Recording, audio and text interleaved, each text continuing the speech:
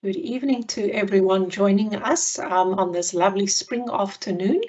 I'm Professor Jeanette Maritz. Unfortunately, I have load shedding at the moment, so I won't be sharing my camera and my face with you for the first introductory bit, but hopefully by the time that we get to the question and answer session, I might be back on and have electricity and be able to share my camera by that time.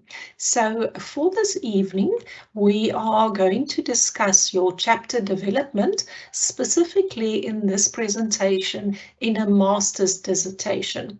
So some of you might have previously attended some of the workshops where we looked at both master's and doctoral studies, but tonight we're focusing on master's dissertations, and hopefully we can now also go into a bit more depth than what we could have when we were discussing both the dissertation and the thesis.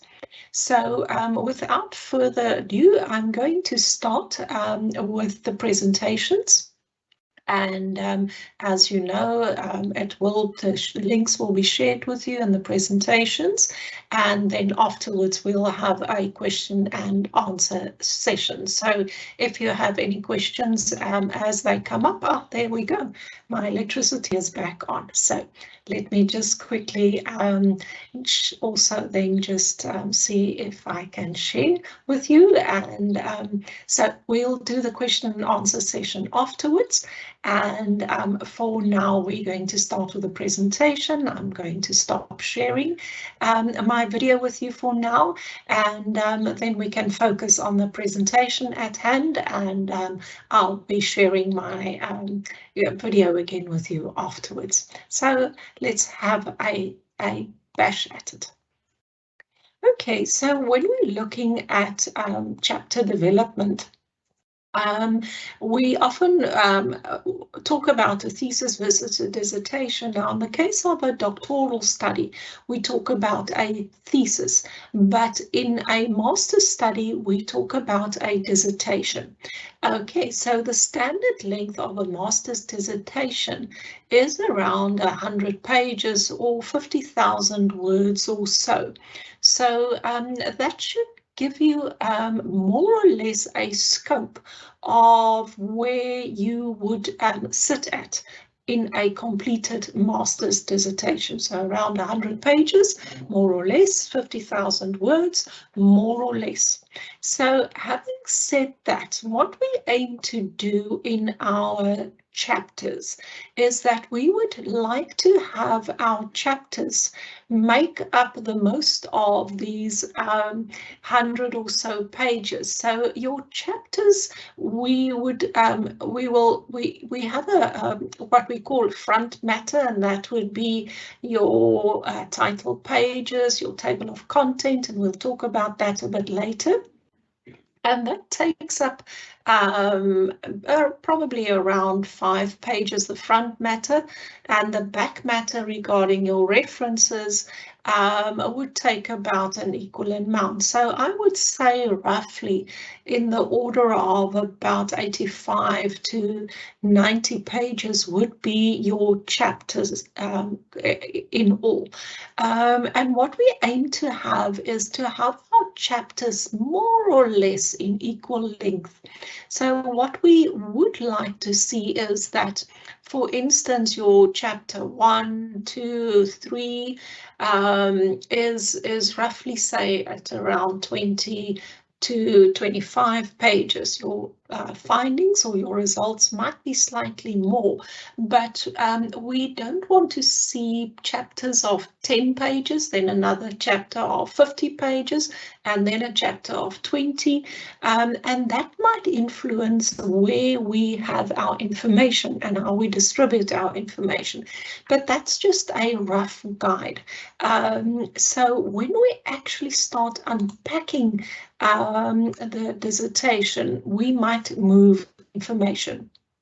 So just one slide again in terms of a title versus a topic.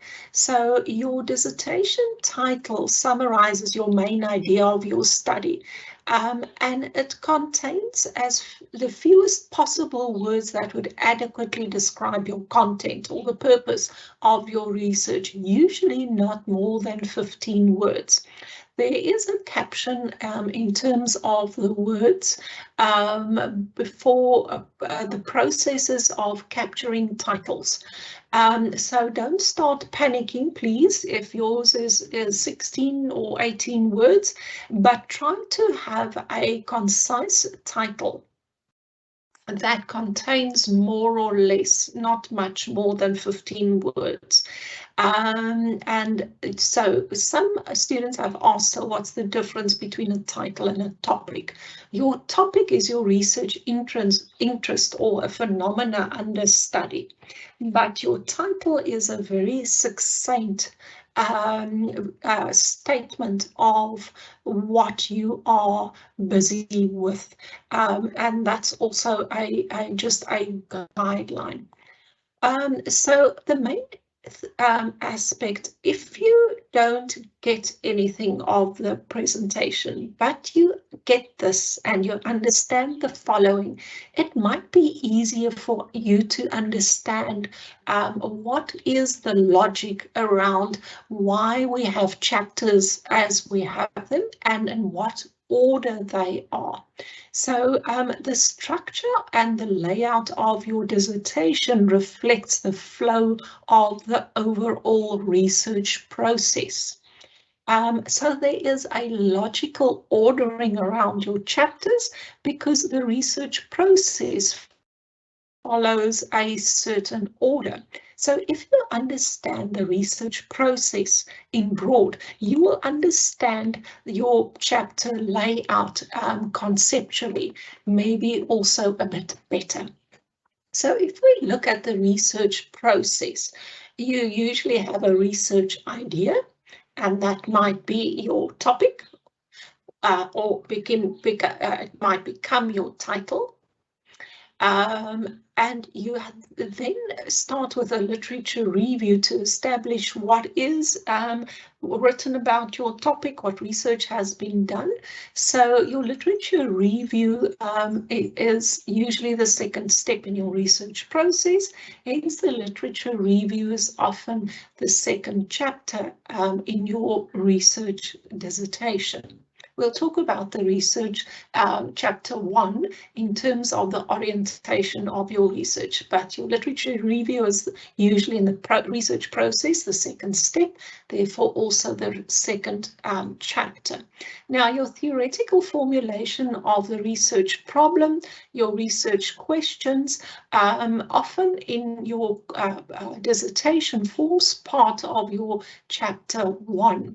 So your research, once you've done your literature review, you start planning your research, and that's your research design, which also includes your data collection and your data analysis.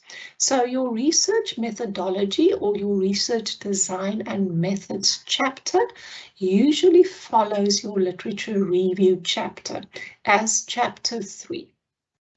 Then once you've answered your research question, you will present your interpretations of your findings or your results, and that's usually then your chapter 4.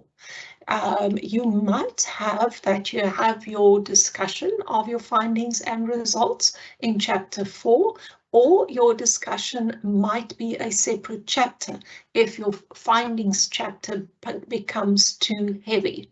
So hence a bit of difference. Sometimes we have a total of 4 chapters in a dissertation, sometimes 5. Sometimes we might have a literature review that covers more than 1 chapter.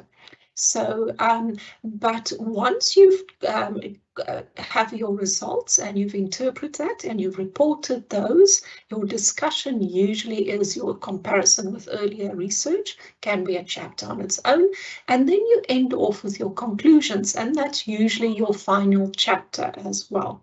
So if you've got a main idea around the research process, you might find that there's also then a logic in your chapter development.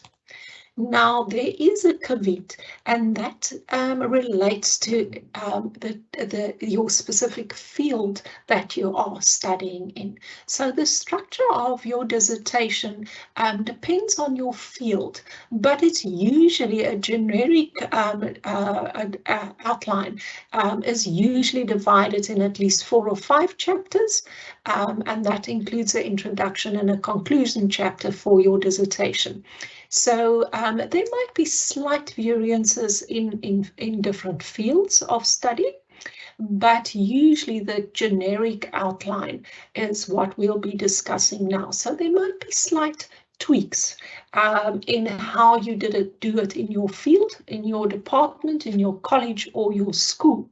Therefore, it's very important that you please consult with your supervisor, consult your departmental guidelines, and consult the university guidelines.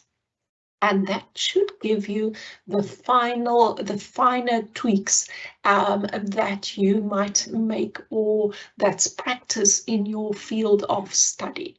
So for tonight, we're going to discuss the generic structure of a dissertation, and we will go into each in a bit more depth. So more or less, as we said, 4 or 5 chapters, depending on whether you have more than one chapter for your literature review and whether you split the discussion of your findings into another chapter, but more or less between 4 and 6 chapters for a dissertation. Now, having said that, and that we are keeping in mind our field of study, let's have a look at what your chapters might contain. So when you read a book or you tell someone a story, there's usually a beginning, a middle, and an end. Now, what the main parts of our dissertation would consist of is the body, and these are your chapters. So I'm going to start off with discussing your chapters, and then we're going to knit everything together in terms of your front matter, your chapters, and your back matter. So I'm going to start with the body of your dissertation, and that's where most of your information is going to be situated in. So in your chapter 1, as in any good story, you would like to introduce your study to the reader. Now, your first reader of your completed dissertation would be the examiner. So you would like to set the stage of your study for the reader. And that means that your chapter 1 is an introduction to your study. You don't discuss in depth your methods, for instance, yet, because there is an entire chapter devoted to your design and methods.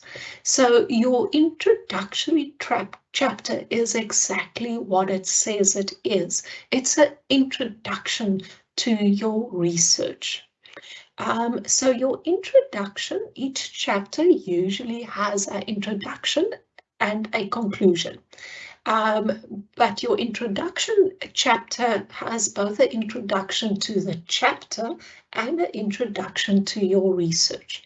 And that may include your background to the problem.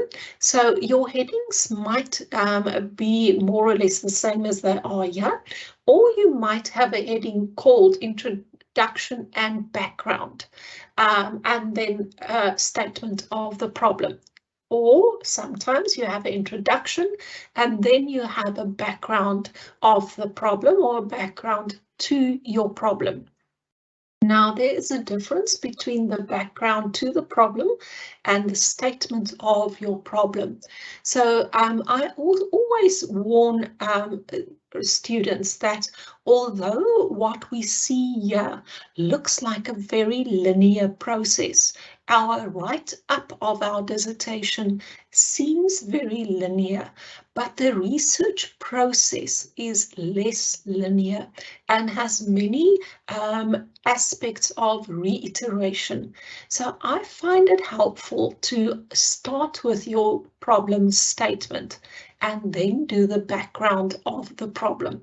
So your problem statement would be telling your reader what is the problem, when is it a problem, how is it a problem, for who is it a problem, what does the problem consist of, and what will happen if we don't address the problem. Now, your background to the problem are aspects such as it could be a historical overview of what happened, or it could be significant statistics to tell the reader how large the problem is, what happened before this problem developed. So that's more the background information to your problem. And I often find it's more useful to write the background after you've written the statement of the problem. But when we write it up, the logical flow would be as we've got the bullet points here. Then emanating from your problem statement would be your purpose of your study. It could be also your purpose and objectives of the study. Now, your purpose is your overall aim.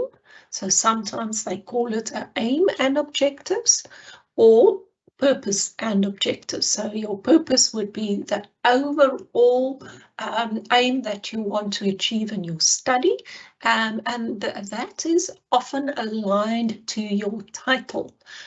So we want to see that there is a coherence in terms of your title, your purpose, your research questions, and then logically the design that would align with the above.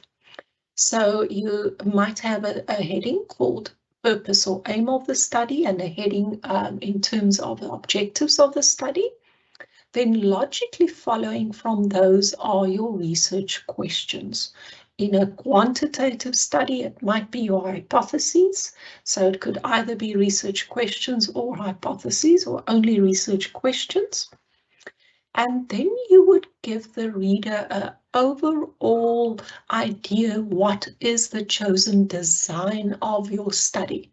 But for your introductory chapter, it's only an overview. So you are not going to go into that much depth in terms of why did you choose the design, what's the advantages, the disadvantages, and so on. For chapter 1, it is just an introduction, an overview only. The same would go for your research methods. It's an overview where you state what methods of data collection you're going to use, your methods of data analysis, and it might just be an overview of your measures of trustworthiness in a qualitative study, or your measures in terms of rigor for your chapter introduction. Sometimes we might have the ethical considerations also just mentioned here, but we discuss it in more depth in our methods or methodology chapter. So this section, you're not going to go into too much depth in chapter 1. But you will address the significance of the study, definitions of terms, or you might tell the reader what is the theoretical framework that you are following, the assumptions and delimitations of your study. Now, please note that in chapter 1, we talk about the delimitations, not the limitations yet. The limitations of your study comes in the last chapter. So delimitation tells the reader what is the scope of your study. So if we talk about how your study is bounded, for instance, what is the context? What does your study include and exclude? Does it, for instance, only look at a specific context? Does it only look at a specific population? What is the possible size of inclusion and exclusion? Is your study taking place in a specific time or a specific time frame? So those would be the delimitations. We only state the limitations of the study in the final chapter, where we would then talk after we've reported and we have established what was limitation. So for now, it's delimitations. And then with any chapter, we conclude with a summary. So every chapter has an introduction, every chapter has a summary. Now, I specifically call it a summary and not a conclusion in this chapter, because we don't have any conclusions yet. We can provide a summary of the chapter for the reader, but not a conclusion yet. But please clarify this with your supervisor. Some supervisors and some fields require that you have a conclusion. But for me, logically, it's too early to have a conclusion yet. So chapter 1 gives you a presentation of the core of your research. Now, chapter 2 will be the review of your literature, where you're going to assess what the current research says about your topic. So as with all chapters, we have an introduction. And in this chapter, you could have a conclusion, because after you've critically reviewed all the literature, and you've had a critical discussion of your literature, you could reach a conclusion. So in a literature review chapter, there could potentially be conclusions, because in fact you've done a mini research on the literature, so you could end up with conclusions here. So your literature review chapter would typically have an introduction. Then it would tell your reader what research, a description of your search. So a description of your search would be, for instance, which search engines did you use? Now, a search engine could be Google Scholar. The students are very, they find Google Scholar easy. But please use the search engines that the library offers you. Those could be academic edu, it could be, there's hundreds in your field. It might be specific search engines and specific databases. So tell the reader, where did you search? Did you use previous unpublished dissertations? Did you use journal articles? Did you use grey information? Grey information, that's information on the web that's maybe not necessarily always published, but it is available. So you need to tell the reader where you got the information from that you are going to describe here. Now, your conceptual or theoretical framework might be part of this chapter, or it might be a chapter on its own. So you need to decide whether you have a theoretical framework. Sometimes in qualitative studies, they follow an open inductive approach and they are not guided by a theoretical framework. So you might or might not have this aspect, or you might have your theoretical framework as a separate chapter. So your review of your research is usually then organized by variables or themes. So very much the same as you would analyze data and come up with themes.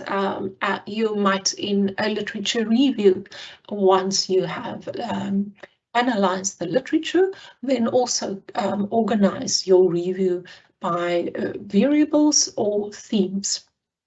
And you then conclude what are, for instance, the gaps that you've identified, what are the trends, what are the discourses, and then very importantly, where you are situating your study within these current discourses, or what gap are you trying to then fill with your research.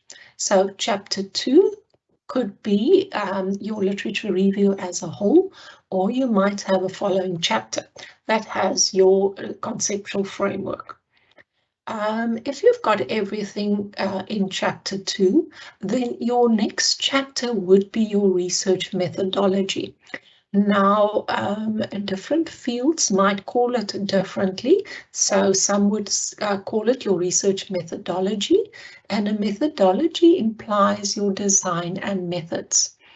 Other fields rather have your title of your chapter as research design and methods, but it's the same whether you use methodology or design and methods. My only advice to you would be is that you use whatever term you choose, then use it consistently. If you choose the word methodology, then use the word methodology consistently. If you decide to use the term design and methods, then use the term consistently. So your research methodology, as any other chapter, has an introduction, and you will see again here in this chapter a summary. So your introduction will introduce your reader to the chapter. You will, in this chapter, discuss your research design. You might again just tell the reader what are your questions or hypotheses. Then you will discuss your population, your sample, and your sampling. Now, some might have a heading, a separate heading for each. Some then might have a heading population, a heading sample, a heading sampling, or you might discuss population, sample, and sampling as a whole. Please just remember, what I often find is that the students will have a heading called population, but then they talk about the sample under the heading population. So we call that internal consistency and internal logic. So please be aware that what you have as your heading, that the information under that heading speaks to the heading and not something else. So when you have a heading population, then you discuss the population of your study. If you discuss sample, then discuss the sample of your study. If you are discussing sampling, then discuss the sampling strategies, but don't have a different content than what your title or your heading speaks to. So when we talk about instrumentation, these are the instruments that you are going to use in your study. How were they developed? How were they tested, for instance? Or you could have the heading instrumentation under your data collection heading. So your data collection will then tell the reader what data collection techniques are you using, how are you using it, how are you going about to collect the data, who is collecting the data, when is the data being collected, and as the other, so you might refer here to the instrumentation if you haven't done so before. How was it developed? How was it, was a pilot study in a quantitative aspect done, or was a pilot interview done to test the instrumentation in a qualitative study? So in a qualitative study, we don't do a pilot study, we do a pilot interview, because to do a pilot study means that you actually do a complete mini study of your study, and that's often not what happens. We have a pilot interview or we pilot the instrument, but very seldom in a master's dissertation would we have a pilot study. So your data analysis then follows your data collection, and that needs to align with your research design, your data collection. So yeah, you will tell your reader what data analysis method did you use, why did you use it, how did you use it, were there any challenges, and how does it influence your findings. So you could then have your headings more or less, and you could then have under these main headings, you could have subheadings, for instance. Very important when we talk about data collection and data analysis, that we talk about, or that we have our tense as a past tense, because in your proposal you will often have a future tense. This is what you're going to do. But remember, when you're writing up your dissertation, you are reporting on what had happened. So in past tense, you will tell the reader, I collected data via online interviews. I used a thematic analysis for analyzing the narrative data. Then it's also useful, once you've done your data collection and your data analysis, to come back to this chapter and fill in what actually happened in the field.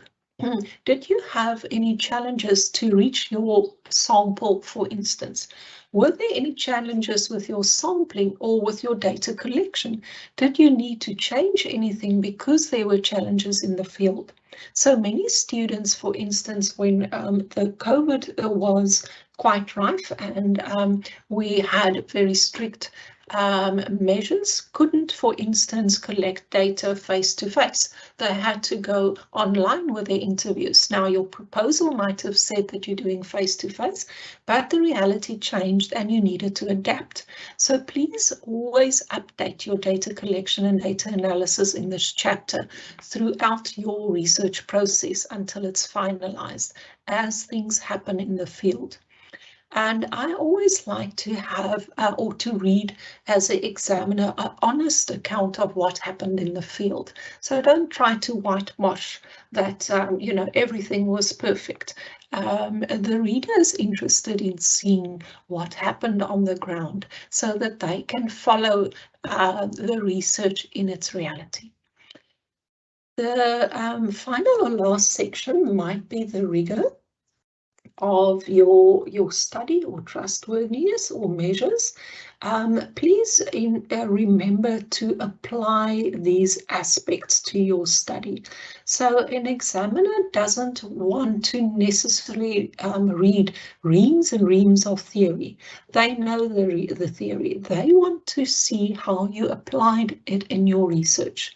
So, for instance, with measures of trustworthiness, if you said that you've got strategies to increase credibility, then what specific strategies did you use? If you say there was prolonged engagement, how long was the engagement? How long were your interviews? So please remember that with all of the aspects in your research methodology, that you apply it to your study. I'm not saying you shouldn't have theory, but you need to state the theory which you are using, why you're using it, but please remember the application of all of these aspects to your study. And as I've said, you would then conclude the chapter with a summary of the chapter.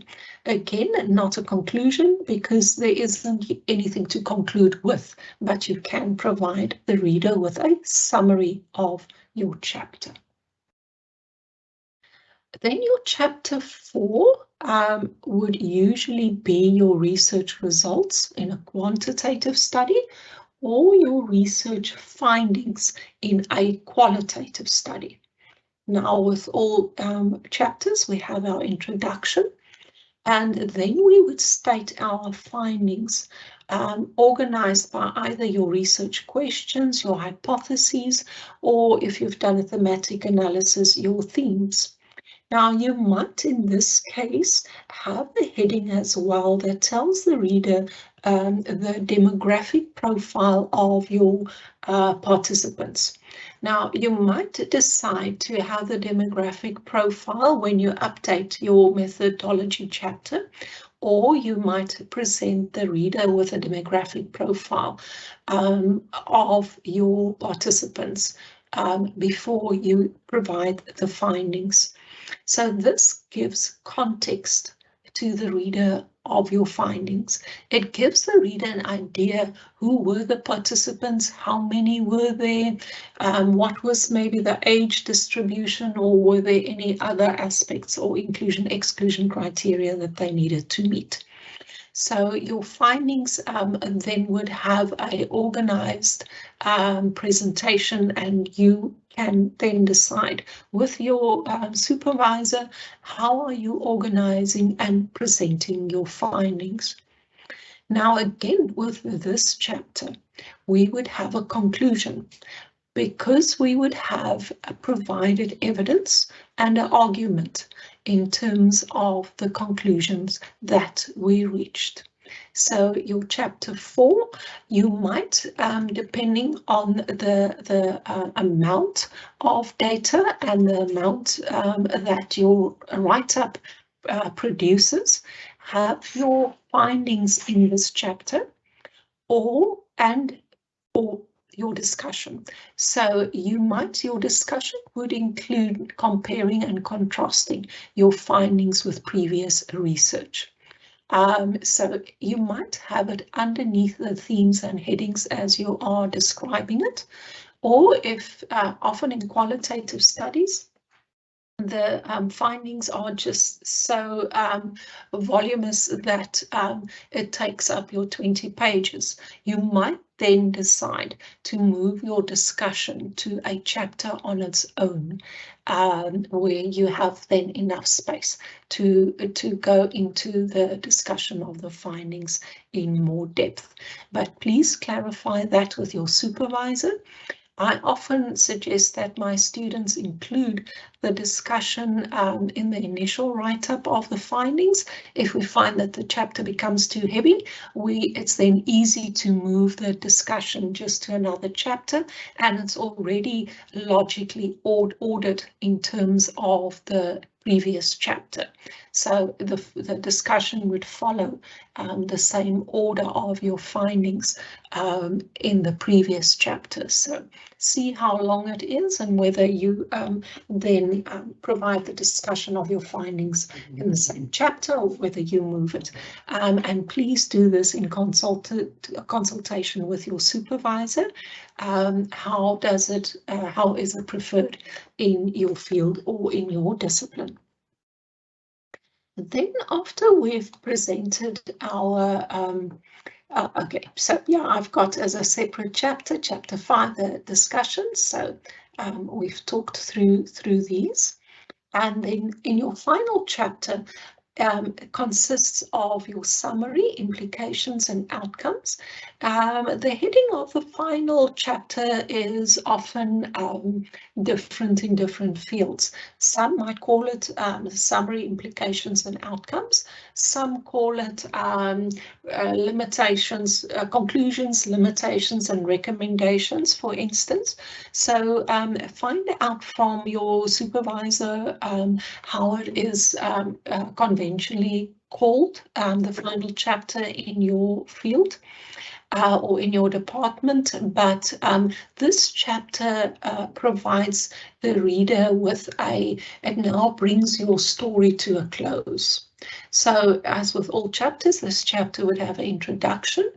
You can present a summary of your findings, just a brief summary. You're not going to redo everything that you've already presented. Then based on your findings, you would then have your conclusions organized either by your question, hypotheses or themes. So this is not a conclusion of the chapter yet. It's a conclusion based on your findings.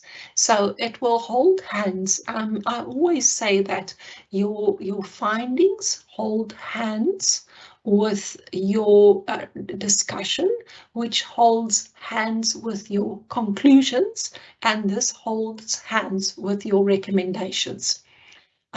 So there needs to be a logical thread throughout your chapters that holds hands in terms of logical ordering, but also across chapters. So we cannot reach a conclusion if we don't have evidence, which you provided in your findings, evidence that you provided in your discussion. Based on that, you could come to a conclusion, and based on your conclusions, you could have recommendations. And so an aspect that I think one heading that's not in here that you can either include in suggestions for future research or have a heading recommendations that would then follow your conclusions. Now, in this chapter, you will see that we have limitations. So you can have reached an idea about the limitations of your study once you have concluded the study. So, for instance, were there any limitations in terms of the final sampling, for instance? Were there any limitations in terms of your data collection or your data analysis? Were there any limitations in terms of access to the field participants? So typically, yeah, we are able to tell the reader what was the limits. Now, it's no shame to have limits or limitations in a study. If you don't have limitations, I'll be very worried. And as I said previously, I enjoy seeing what really happened in your study and not a whitewashed version of everything was fine, everything went according to plan. That's not real life, and that's not research either. So please don't be scared to state limitations and think because you've got limitations that's going to mean a pass or a fail in a study. The limitations gives the reader and possibly the next researcher a heads up as to maybe what they can avoid, what they can change, what they can do better. And what then holds hands with your limitations are your suggestions for future research.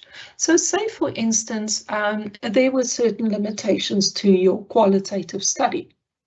You can then possibly suggest future research to also include a quantitative study. Or you could recommend that the following research in the future includes larger or other populations or larger samples or other contexts. So give this aspect some thought in terms of future research. Now, based on your literature review, you identified gaps. You placed your research in addressing these gaps. Now, tell the future researcher what gaps you've identified after you've done your research so that they might address them in their future research. And then finally, you have a conclusion to your study.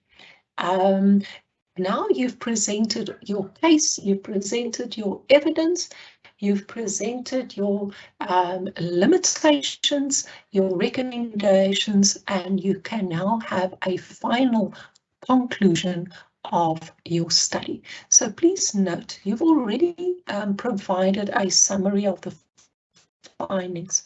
Your conclusion could have a brief summary of your research, but it's more than that.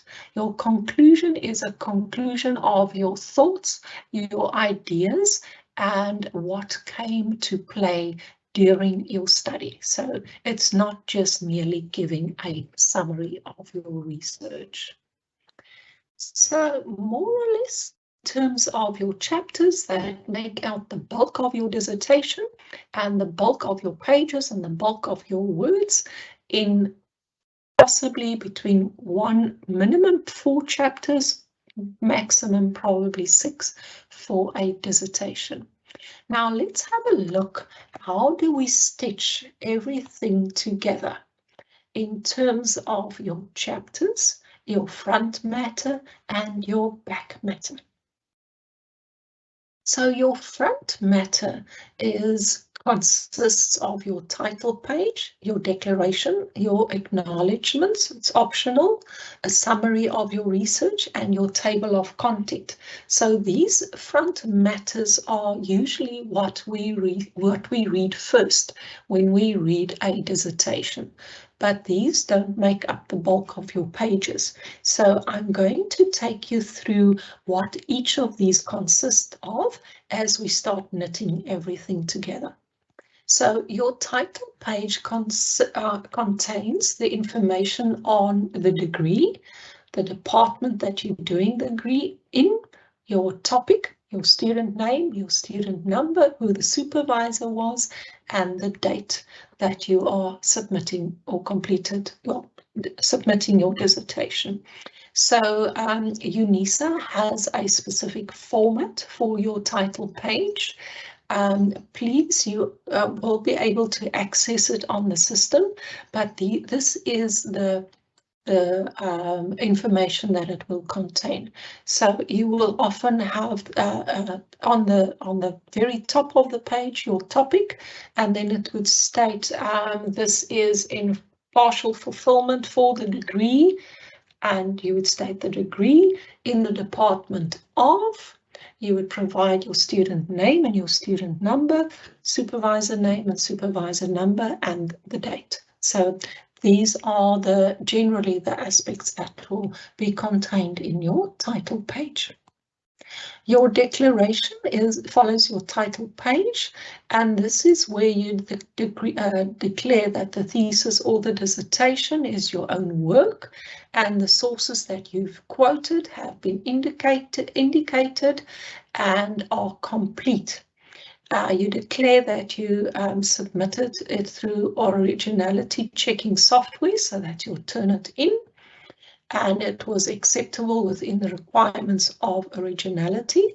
And you will also find that there's a general guideline, but please speak to your supervisor in terms of the margins that's acceptable. And you also declare that you've not previously submitted your work anywhere else or for any other qualification. So please read the declaration very carefully, and then very important, you actually have to physically sign the declaration. So you can't just type in your name and surname.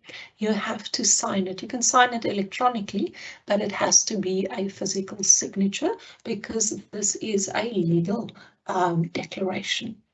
So following your declaration page, you have your acknowledgements or your dedications, and this is optional. You don't have to have it, but I find that this is one part of your dissertation that is personalized. So in this dedication or in your acknowledgements, there's no prescribed requirements. You can acknowledge, for instance, your supervisor, your family, your friends, your spouse, or anyone that gave you research support. This can also be, what you can tell the reader, for instance, what motivated you to do this study. So your acknowledgements or declaration, dedication page is probably the one aspect of your dissertation where you can have a free flow of ideas. It can be very personal, doesn't have to be, but it could be. And I usually find that this is quite a emotionally laden page for students to complete, but enjoy that. It's for all the formal stuff that you'll have to go through in your research. This page is about you and those that supported you in your research journey, so enjoy writing it. Then you would have your table of content, or a TOC as we call it in shortened terms. You'll typically present your table of contents first, followed by two lists. It's a list of figures and a list of tables. Please create your table of content in Word. I've given you the link to a YouTube video that you can watch, and that shows you very nicely how to use and set up a table of content in Word. I'll strongly recommend this because you will then ensure that there isn't mistakes, that your table of content actually aligns with your chapters and the headings in your chapters. So please don't try and do it manually. Your table of contents also has your pages, and as you move or change or add content, your page numbers might also change. So please use the table of content that you set up in the Word document, and in that way you can toggle between headings, you can update your pages, and you are 100% sure that the title and the headings are exactly the same in your chapters as in your table of content. So you can also have another list that you refer to, and that might be a list of abbreviations. So you might have your table of content, then followed by a list of abbreviations, a list of figures, and a list of tables. If you have figures and tables in your dissertation, usually there is at least one or the other. But it's now becoming common practice that you also have a list of abbreviations. Then it's followed by a summary or an abstract of your research. So this abstract is also often used for index purposes, and your supervisor will be able to tell you whether in your field or in your department your summary or your abstract has headings, or is it follows headings but not necessarily have any headings in the abstract per se. But your abstract should be able to stand alone and tell the reader everything they need to know about your study. So it usually has a short background to the study and the problem, your research questions and aims. It tells the reader how did you go about investigating your topic, and how did you go about answering your research questions. It also contains a summary of your findings. What did you discover? And then your conclusion based on the findings. What conclusions did you draw, and what answers did you find to your research questions?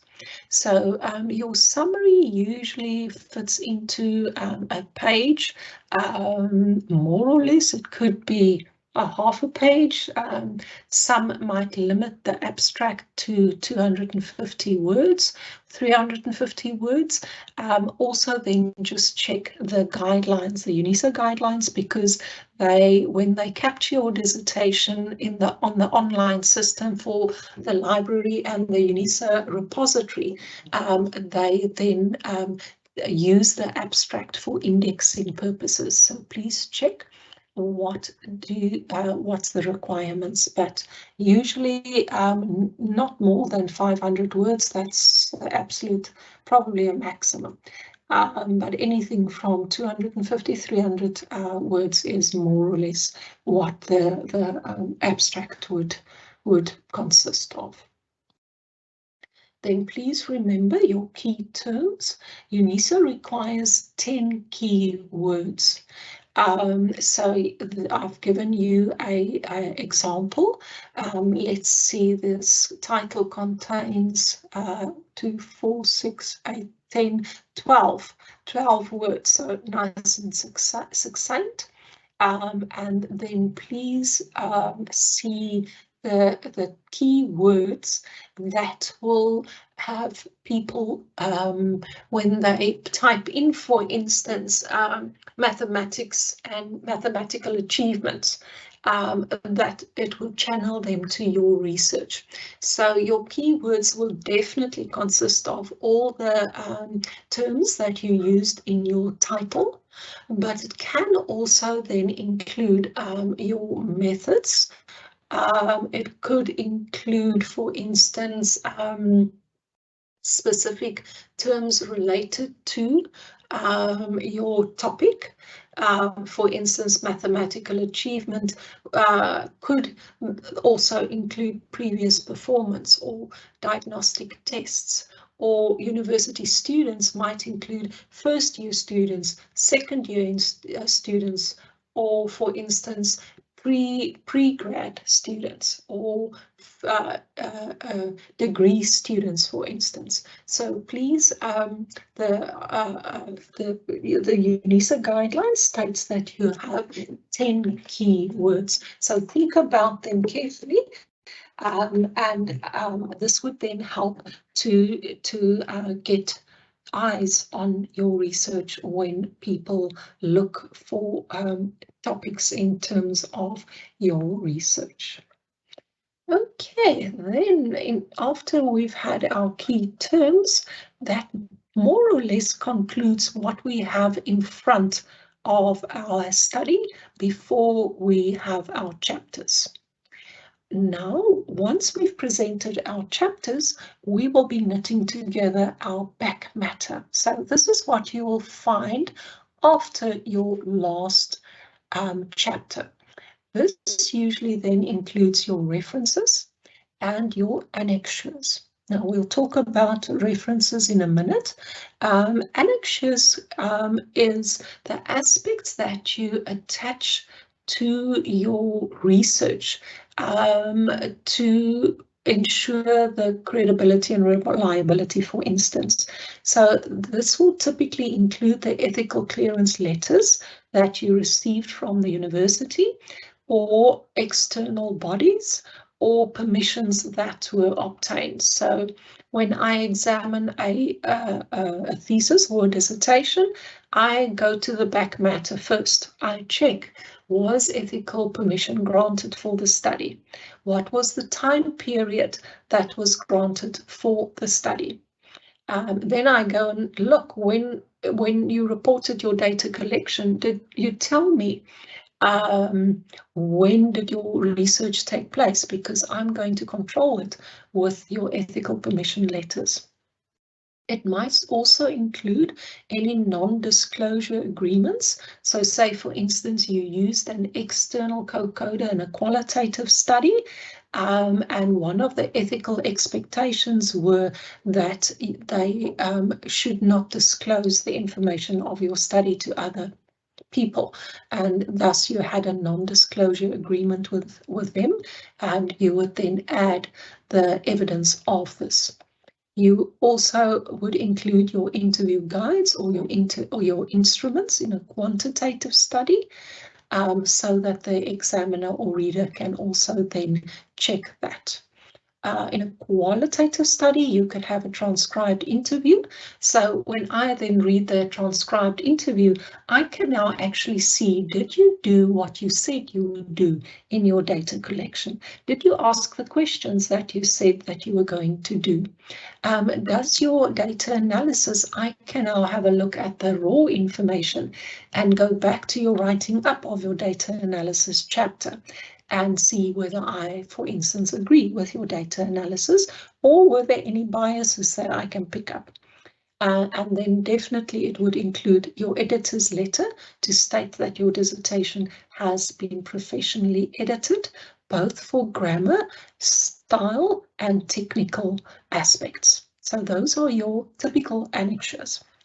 When we look at your references, it's very, very important that your references are comprehensive and complete, and that you have done your references according to the accepted conventions of the department or of the university. So at UNISA, UNISA follows the revised Harvard referencing system. But some departments, for instance, such as psychology, uses, for instance, the revised APA 4th edition.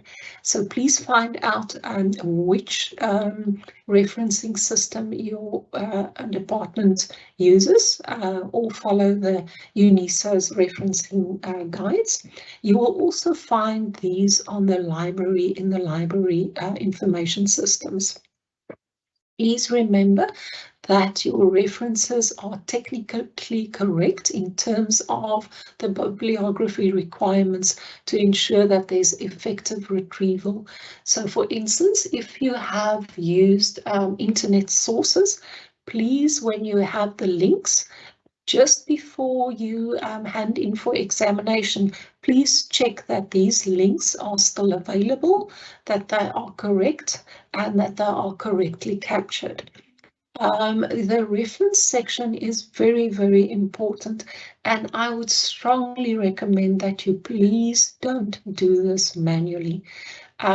Please use a referencing system such as Mendeley or RefWorks that captures the information in its raw and correct form for you to use. You can use the referencing system on the Word document, but I often find that students then need to copy and paste the information, and they might do that incorrectly. So I would rather suggest that you please, these are available on the library system. Please use something like Mendeley or RefWorks is probably the most commonly used referencing systems, and that you can use and update them as you, for instance, say your supervisor read your work and there's an aspect that the supervisor deleted and it contains references. So as you delete, for instance, that section, your references has the deletion as well. It's very important. I often find examiner reports that has pages and pages of feedback in terms of incorrect references, missed references, references that's either included in the text but not in the reference section, or references that's in the reference section but not in the text. And it really influences your examiner if your work isn't neat and correctly presented. So please, things of your examination that you can control is the technical aspects of your dissertation. There's aspects that you don't have control over in terms of how the examiner examines or their views, but an aspect that you have 100% control over is the marks that you get for your technical aspects. So please don't slip on upon this. It's not necessary. Then I'm just giving you some evaluation criteria when you finally check your dissertation just before you hand it in, that you can just tick these off. Number one would be, does my title contain the key concepts developed in the dissertation? Does the chapters hang together?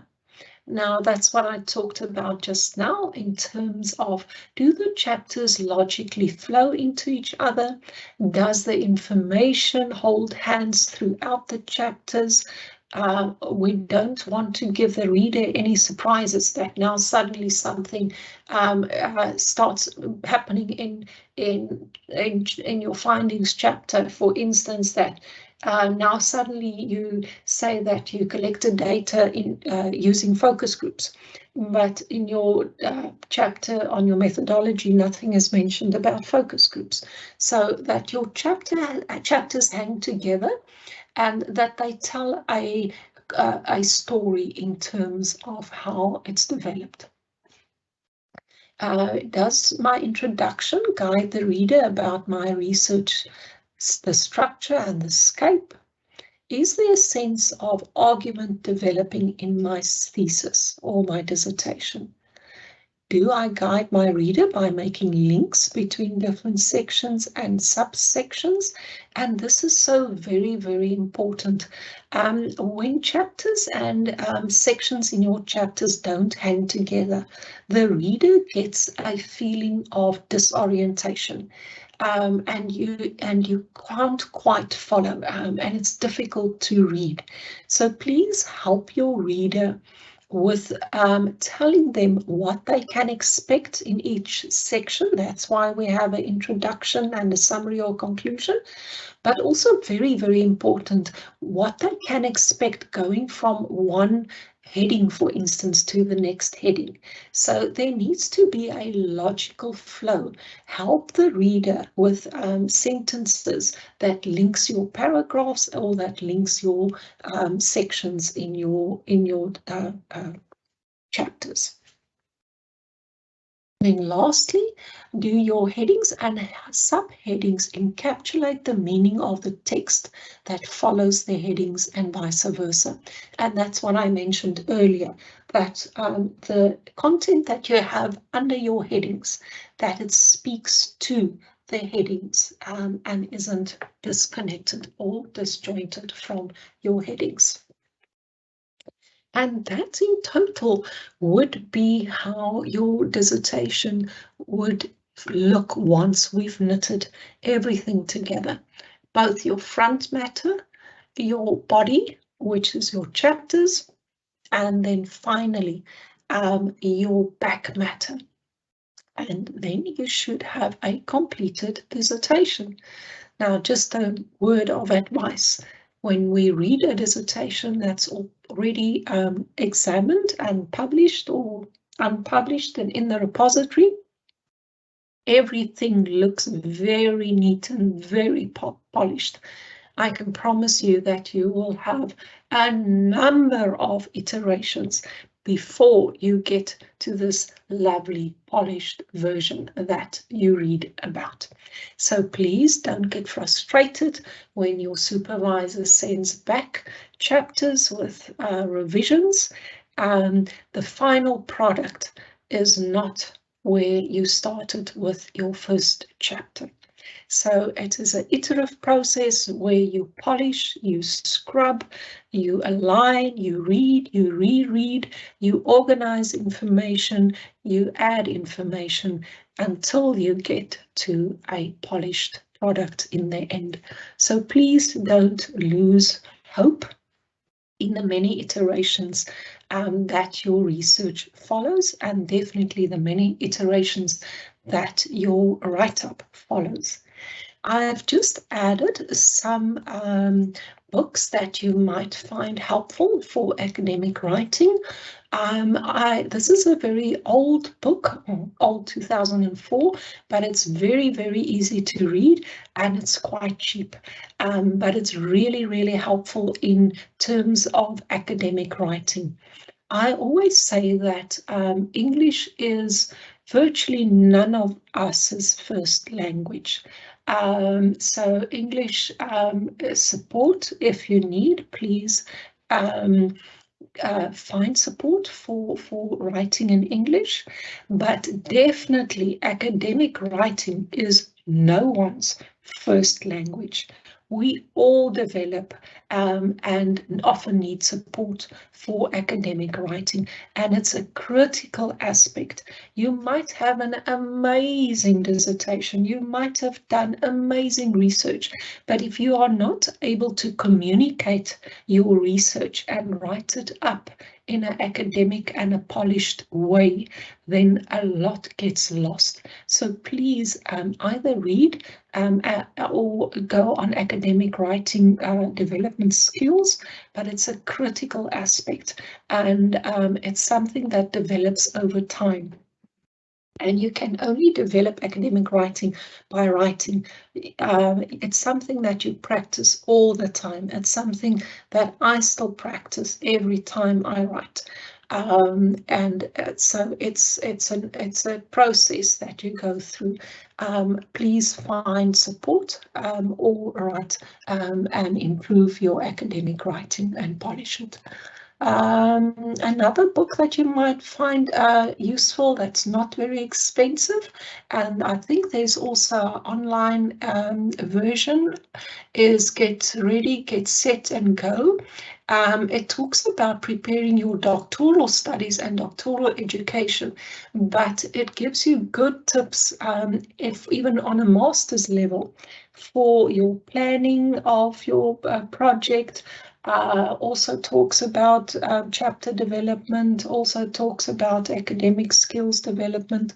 So also a very, very easy read, and has a lot of tips that you might find useful as you write up your dissertation. So other than just the reading that you do in terms of your topic or your research, also read about how to write, how to plan your research, how to self-manage your studies. Remember, in your undergrad studies, you had a guide, you had a lecturer that told you what to do, when to hand in what.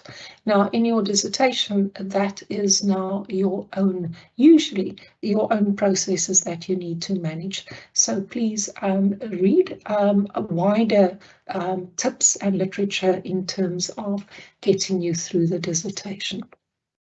And then finally, please enjoy the journey and not just the destination.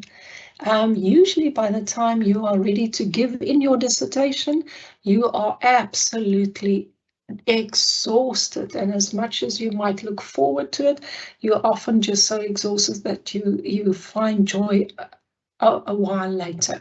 So please enjoy the journey while it's going on.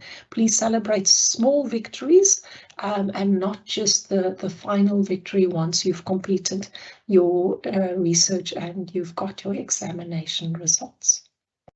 All right, so that brings me to the end of the formal presentation. I'm just going to go back and put my camera on, and then we can now also then have a look at your questions that you might have had during the presentation. So let me just quickly wait for those to load. And let's have a look. This seems to. Can I use this layout for my research proposal when I register? Yes, absolutely. You can use the same outline. You will then just not have findings yet, but definitely it follows a logical process, the research process. So your proposal also follows the research process. So I often have my students convert their proposal in their chapter 1. So yes, most definitely you could do. Do you include all the transcribed interviews or just one? There's definitely not space to include all. So I usually recommend to my students that they choose the best one. What was your best interview that you had, where you demonstrated all the skills that you had, where it was in-depth, you had good interaction. So I usually say it's usually one. If you want to include more than that, there is online repositories where you could deposit your interviews for access, but then please, even when you add in your annexures your interview, the transcribed one, please make very sure that you make sure that it's anonymized. Please remove all the personal identifiable information of your participant. Please go through the interview. If they mentioned a certain person or a certain site that could identify who they are, please just black that out. And so when you present it in your dissertation as an annexure, that there isn't any identifiable information. So yes, just one, choose your best one, and not all of them.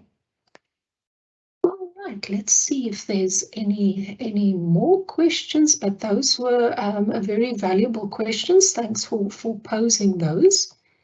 I'm just going to give it a a few seconds or so to see if there is any more questions.